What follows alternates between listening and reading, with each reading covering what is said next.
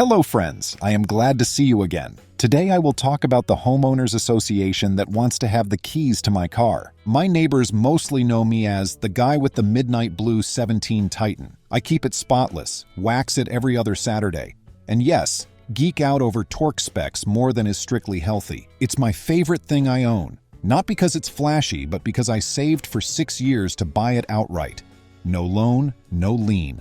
My name etched alone on the title. One humid Tuesday in early May, I opened my mailbox to find an envelope stamped with our Homeowners Association's acorn logo. The HOA rarely wrote unless someone's grass dared to grow taller than 3 inches or a porch light bulb went out. Inside was a single-page Notice of Vehicle Access Request, politely informing me that the board had voted, unanimously, it claimed, that I surrender operational keys to my truck. Their plan? Store HOA-owned ladders, concrete mix, and paint in the bed and use my Titan as a community utility vehicle for upcoming roof repairs and gazebo repainting. I read the letter twice, thinking it had to be a misdirected prank. Nope. My address, my truck's plate, my name, all correct. They wanted my keys. Now I'd lived here 5 years, paid dues like everyone else, and generally stayed friendly. But the idea of handing over the keys to a truck I babied was laughable. Still, before deciding how loudly to laugh, I skimmed the fine print.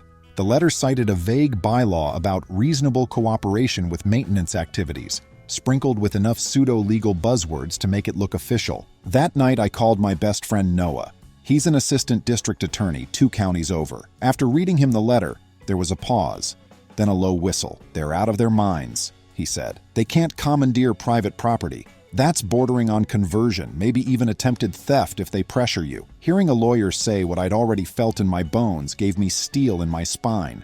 Noah suggested documenting everything and replying in writing. Before drafting my response, I wanted to see if anyone else had received a similar notice. I walked the block, stopping at the porch of Miss Adira, a retired helicopter mechanic who could rebuild a carburetor with her eyes closed.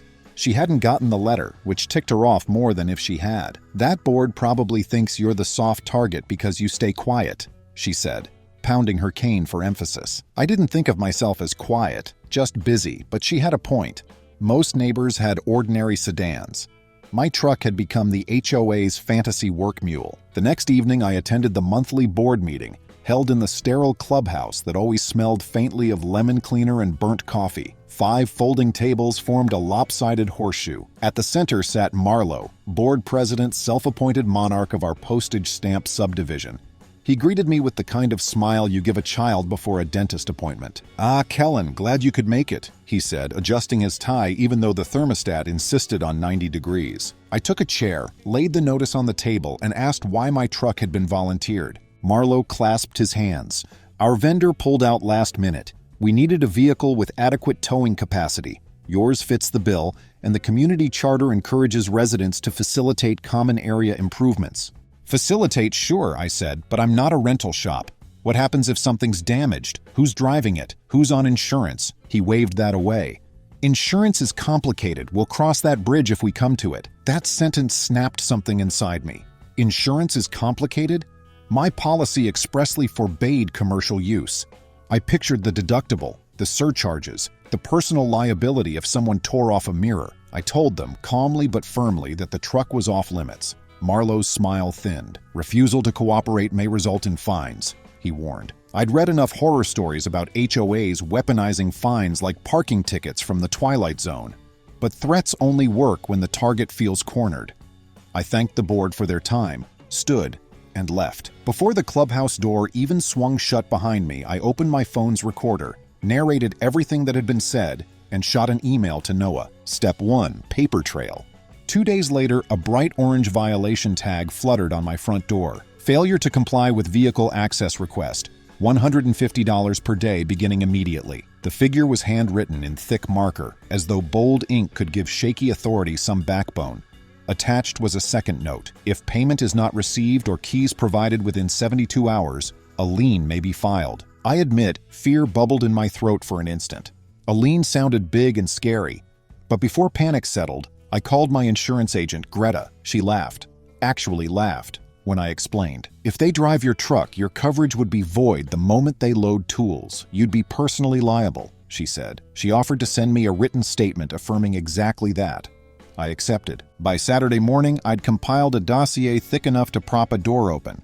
Photos of the notices, audio from the meeting, email confirmations from my insurer, and a summary written by Noah citing state statutes on property rights. I printed 3 copies, each in its own folder. Then I did something that would crank the pressure to 11. I posted a politely worded message on the community bulletin board, the physical cork won by the mail kiosks. No names, just facts. Board requests private vehicle keys, insurance void, homeowner faces daily fines. I ended with, "If this affects you, reach out." My phone buzzed non-stop for the next 24 hours. Neighbors I'd exchanged only nods with at holiday events were suddenly eager to talk. Turns out, Marlowe hadn't tried this stunt with just me. He'd cornered old Mr. Haddix down the street to use his pickup last year, promising a waived landscaping fee. Haddix had agreed. The truck came back with a cracked taillight, and Marlowe shrugged it off as normal wear. The board had quietly reimbursed him, using HOA funds, which explained the unexpected dues increase 6 months ago. Piece by piece, a pattern of entitlement emerged, like a puzzle finally revealing an ugly picture. I drafted a petition calling for a special election to recall the board. We needed signatures from 1/3 of homeowners, 34 people. By Monday night, we had 46. I delivered the petition via certified mail with my insurance letter and Noah's memo clipped on top for good measure. The board had 10 days to schedule the recall vote. Meanwhile, their $150 per day penalty clock ticked, on paper anyway. Marlowe must have realized liens aren't filed like flipping a switch, because his threats pivoted from, "We'll take your truck," to, "You're jeopardizing community improvements." He cornered me at the mailbox, lowering his voice to a pseudo-friendly tone. "These repairs benefit everyone," he said. "Think about property values." I told him I valued my property enough to not hand it over. He muttered something about unneighborly attitudes and walked off. While the recall simmered, I prepped for an escalation I hoped wouldn't come. I installed a dash cam with parking mode motion detection, bought a steering wheel lock, and added a discreet GPS tracker in case someone fancied a joyride at 3 a.m. I also filed a police report, non-emergency, detailing potential attempted theft if anyone tried using my vehicle without permission. The officer, Officer Denning, found it bizarre but took my statement. "Best to get it on record early," she said. 3 nights before the recall vote, a clattering woke me just past midnight. Through my blinds, I saw 2 figures by my driveway, one with a flashlight, one rolling a 2-wheeled dolly stacked with 5-gallon paint buckets. My truck's door was ajar. Adrenaline surged so hard I nearly tripped grabbing my phone. I dialed 911, hit record on the dash cam app, and slipped out the side door, staying in shadows. Blue lights arrived within 4 minutes, sirens muted. The officers caught Marlowe's Vice President Paige and her husband in the act of loading the paint buckets into my truck bed, keys obviously absent. They jimmied the lock, popped the door, and were rummaging for the ignition. My dash cam caught every second. They were arrested on the spot for attempted burglary of a motor vehicle. Paige wept. Her husband tried to claim board authority. The officers clearly weren't buying it. I provided my pre-filed report number, giving the case a neat ribbon. The tow truck they'd apparently hired, yes, they'd scheduled a tow to haul my Titan to the clubhouse lot, pulled up mid-arrest. Driver baffled. He left quickly when the officers waved him off. News spread faster than wildfire. By sunrise, every porch light on our block seemed illuminated with gossip. The night before had already been steamy, but the board's credibility evaporated like dew in July. Still, we stuck to procedure. The recall meeting took place in the clubhouse, standing room only. Even the snack table, usually stocked with stale cookies, looked nervous. When Marlowe banged his gavel to open the session, half the room flinched. He tried to claim the arrests were misunderstandings, that Paige had ensured safe transport of materials, and only got startled when she saw suspicious activity. Code for me filming from my window. Nobody bought it. The vote was by secret ballot. The results weren't. Out of 98 households, 86 voted to remove the entire board effective immediately. A temporary steering committee was appointed on the spot. First order of business: suspend all pending fines, including my imaginary debt. Second, authorize an audit of HOA finances. Here's where the rabbit hole turned into a mine shaft. The audit uncovered reimbursements for equipment rentals that mapped suspiciously to Marlowe's personal credit card statements. pressure washers, floor sanders, even a bounce house for his niece's birthday party. Nearly $12,000 over 3 years, siphoned from our dues. A civil suit loomed, but the sheriff's department beat us to the punch. Embezzlement and misuse of funds carry real weight when backed by ledgers. Meanwhile, Paige and her husband accepted a plea deal for trespass and attempted burglary. 50 hours of community service each, restitution for the busted door lock, and a 12-month ban from holding any HOA position. For community service, the judge assigned them to repaint the gazebo, under supervision from the very neighbors they'd tried to strong-arm. I thought that might be the neat end of the story, but there was one more twist worth savoring. 3 weeks later, I got a call from Officer Denning.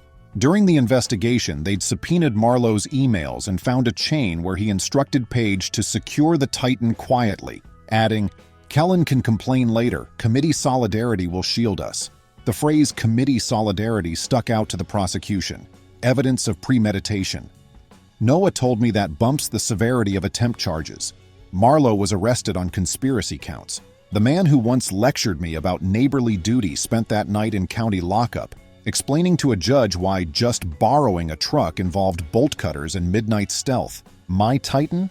A local mechanic replaced the door lock. Paige's restitution check covered every cent. I framed the deposit receipt and hung it in my garage like a quirky trophy. People who visit think it's odd decor, but to me it's a reminder. Rights unasserted are rights surrendered. Life on the cul-de-sac slowly returned to lazy afternoon barbecues and kids' bikes left on lawns. We elected a new board. This time, people whose idea of volunteerism didn't involve felony charges. The bylaws were amended to clarify that reasonable cooperation does not include commandeering private vehicles. And when the gazebo finally got its fresh coat of paint, the color was a rich cobalt chosen by a committee of homeowners, not decreed by a tyrant in a tie. Every once in a while, I'll catch Marlowe driving by in his sedan, eyes studiously forward, as though the sight of my truck reminds him of a chapter he'd like erased. Too bad for him that chapters stay in the book. So, if you ever get a letter stuffed with legalese demanding your wheels for community benefit, remember my midnight call to 911 and the sound of handcuffs clicking shut. Some mistakes can't be buffed out like a door ding. Sometimes they end with the clang of a gavel and the roar of a Titan engine as it rolls safely back where it belongs. The weeks after the recall felt like the morning after a summer storm. Branches still scattered, puddles everywhere, but the air crisp with that washed clean smell. Most neighbors just wanted routine back. Trash cans rolled to the curb on time, sprinklers set for odd-numbered days. No more late-night flashing lights. I wanted that too, but I also knew loose ends have a way of tripping people when nobody's looking. The interim steering committee met every Thursday at 7, rotating living rooms to keep things transparent. The first night the meeting landed at my place, I moved the Titan out of the garage so we could spread folding chairs in a half circle instead of the old horseshoe. We were done with symbolism that made residents feel questioned instead of included. Miss Adira arrived early carrying lemon pound cake and a spiral notebook as thick as a phone book. She'd volunteered to oversee the audit's mechanical equipment line items, and her neat handwriting mapped out every questionable purchase. A zero-turn mower the subdivision never received, 60 gallons of masonry sealer billed 3 times, and a baffling order for 24 industrial fan belts. Fan belts? I asked, handing her a plate and fork. She grinned. I was a mechanic for 30 years. Nobody buys belts and 24s unless they're running a fleet or laundering receipts. The discussion that evening felt half detective novel, half civic lesson. Our temporary treasurer, a soft-spoken CPA named Jenna, passed around copies of bank statements highlighted in neon. Between Marlowe's bounce house nonsense and Paige's miscellaneous office supply splurges, the board had burned through almost 20% of annual dues on themselves, paired with rising insurance costs. Remember, the HOA had quietly reimbursed Mr. Haddock's taillight repair. Our reserve fund was skinnier than a diet soda straw. Jenna looked at me as she tallied columns. If we don't file for restitution, future maintenance fees will spike. Folks will riot over another dues increase. I nodded. Restitution first, budget transparency second. Simple words, but the weight behind them was real. For years, the association had operated on opacity and politely vague minutes. Now homeowners craved receipts, literally. During open forum, a neighbor named Milo raised his hand. He was new, moved in 2 months before the truck debacle, and he'd stayed quiet until then. My aunt is a forensic accountant, he said. If documentation's messy, she can testify in small claims or civil court.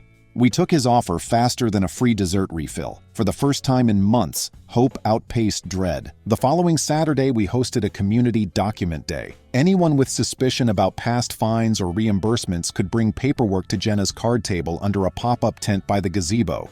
The same gazebo Paige was still painting, supervised by a rotating crew of neighbors who found thin excuses to stroll by and critique her brush technique. I parked the Titan close enough to serve as a mobile whiteboard, tacking up poster paper that showed the audit's timeline in thick marker.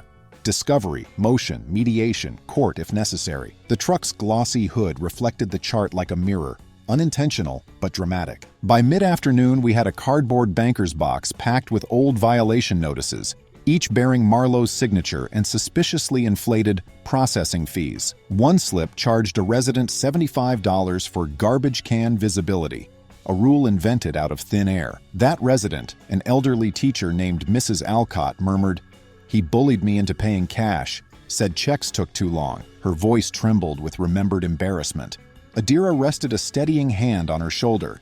"He preyed on folks who wouldn't fight back. Not anymore." While we cataloged documents, a blue sedan crept along the opposite curb, Marlowe behind the wheel. He slowed but didn't stop, eyes hidden behind sunglasses. Kids chalking the sidewalk scrambled aside. The engine's idle sounded tense, as though the car itself knew it wasn't welcome. He accelerated away without rolling down his window. Maybe curiosity, maybe intimidation. Either way, a bad look for him. 3 days later, Noah forwarded me a PDF. The county prosecutor dropped an extra charge on Marlowe. Organized fraud over $5,000. Paige's plea agreement protected her from additional counts as long as she testified truthfully. The chain of command was clear. Marlowe gave orders.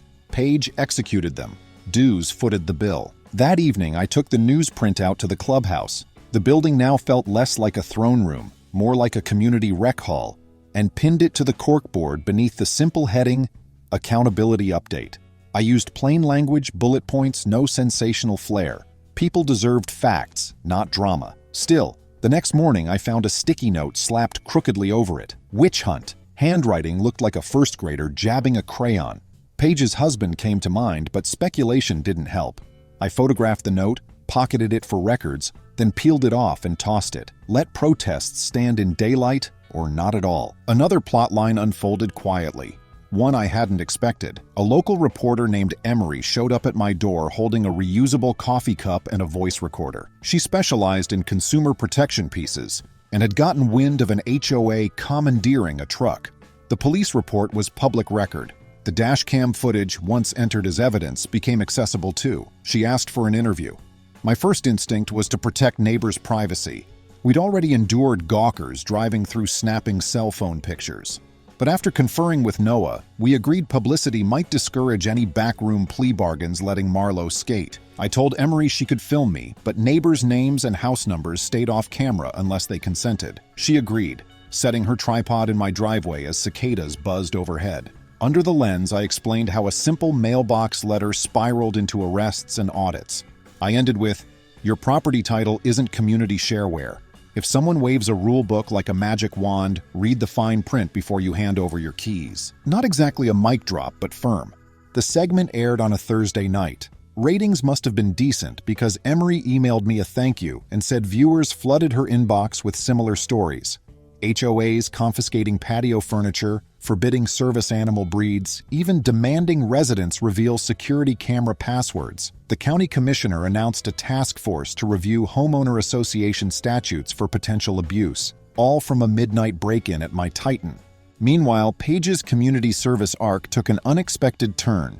Her first week painting, she worked like someone waiting for a dentist drill, anxious, shoulders tight. By week 3, she chatted with passers-by, asked after elderly residents, and, most surprising, proposed starting a tool library so homeowners could borrow equipment instead of hiring overpriced contractors. The idea mirrored a program in her hometown, she said. Some believed a leopard can't change its spots, others saw redemption in progress. I sat sipping iced tea with Adira beneath the half-painted gazebo roof and asked, "You buying the transformation?" Adira chuckled. Guilt is a powerful motivator. But maybe she learned that community service isn't supposed to be punishment. It's service. She dabbed her brush.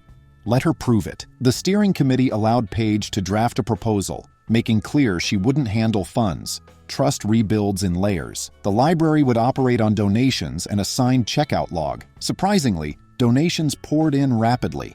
Milo offered his old circular saw, Miss Alcott a collection of gardening tools, and I contributed a torque wrench set that no longer fit the Titan's lugs after I upgraded the wheels. Watching neighbors swap items felt like sewing torn cloth together, stitch by stitch.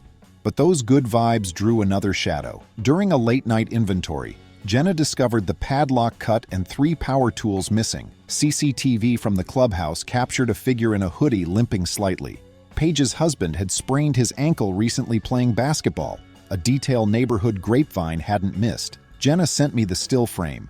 I forwarded it straight to Officer Denning. The next afternoon, police retrieved the tools from a pawn shop downtown. Serial numbers matched our sign-out sheet.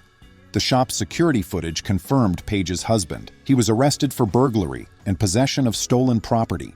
Paige, who'd argued with him earlier that day about moving on from Marlowe's orbit, filed for a protective order. Sometimes redemption chooses you.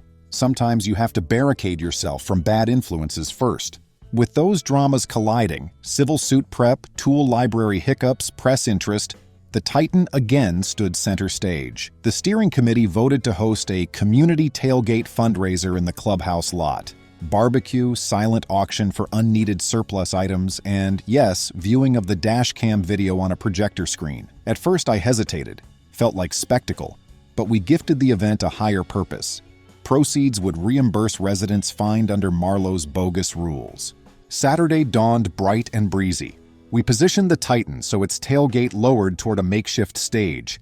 I strung battery-powered lights along the bed rail. Adira manned the grill, flipping burgers with military precision.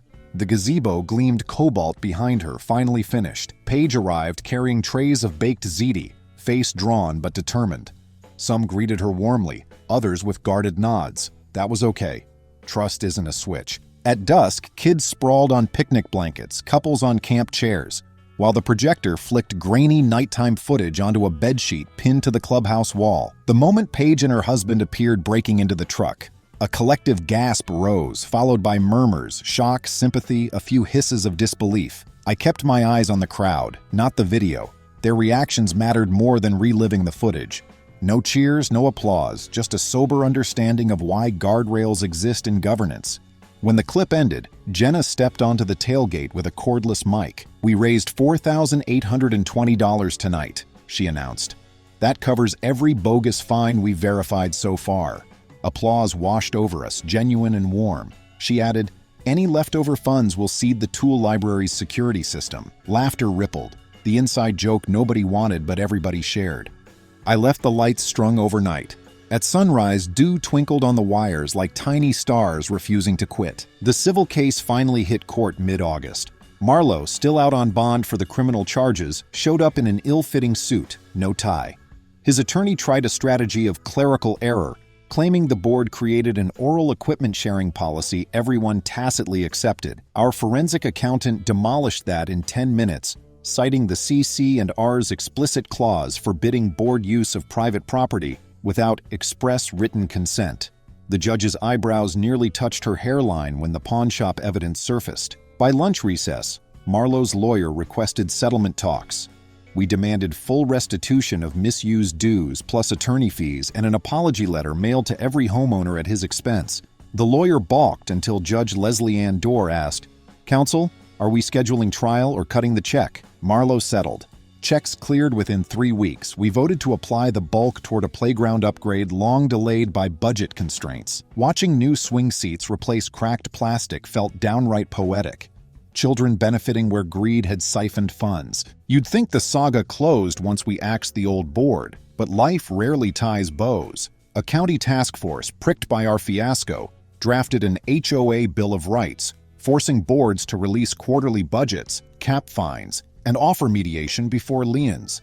Emery, the reporter who covered the midnight truck drama, asked me to testify. Public speaking ranks just above root canals for me, yet sometimes the body in the room is the body needed. At the hearing, I reminded commissioners that HOAs aren't born evil. They're neighbors with unchecked authority. Give residents sunlight and an appeal path, I warned.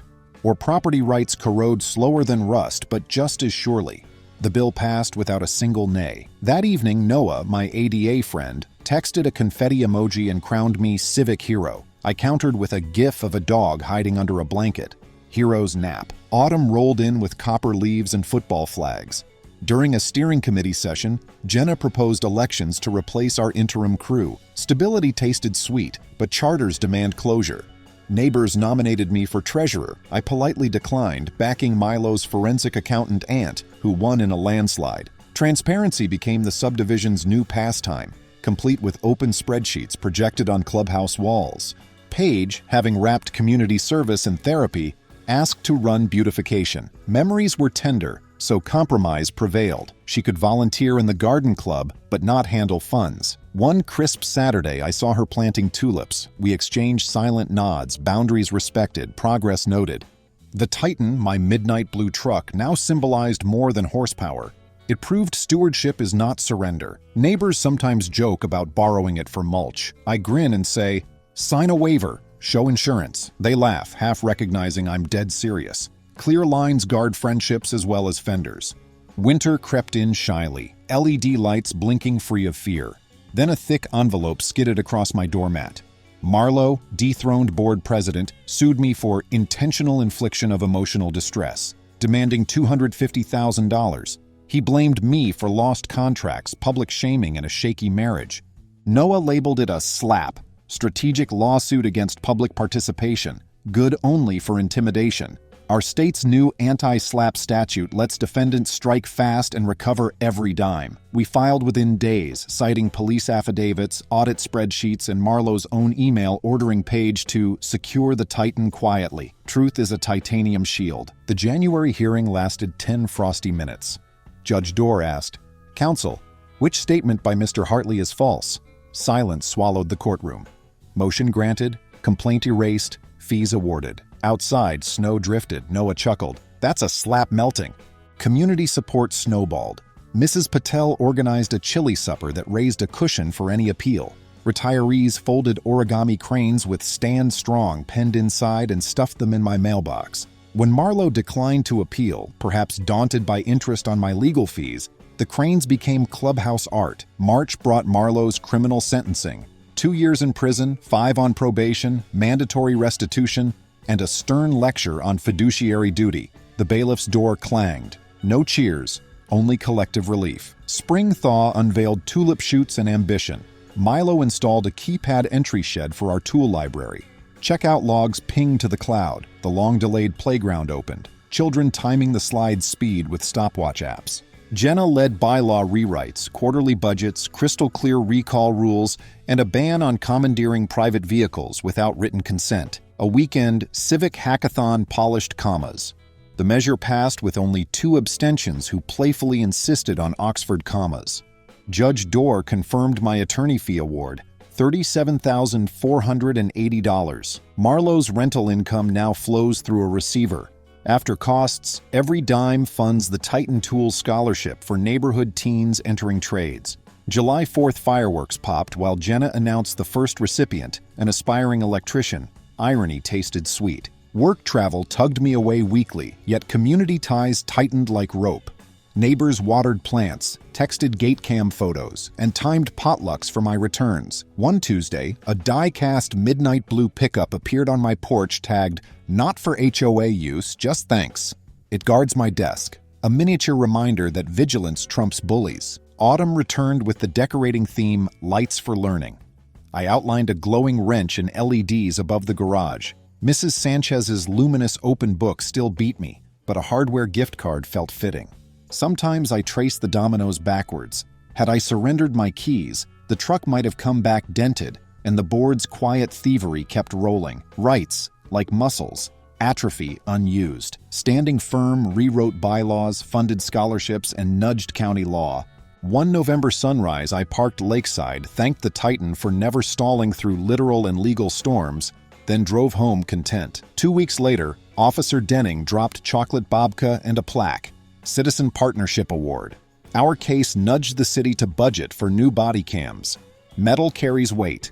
Meaning carries more, so a tale that started with a demand for truck keys ends with those keys still in my pocket, bylaws freshly inked, scholarship accounts growing, and community bonds tougher than tempered steel. The Titan is due its 80,000-mile service, not because anyone commands it, but because caring for what's mine is a personal joy. Our cul-de-sac learned that good fences make good neighbors, but good bylaws make great communities, especially when written in ink forged from collective resolve rather than fear. When authority claims convenience outranks consent, stand fast, always vigilantly. Friends, thank you. See you soon.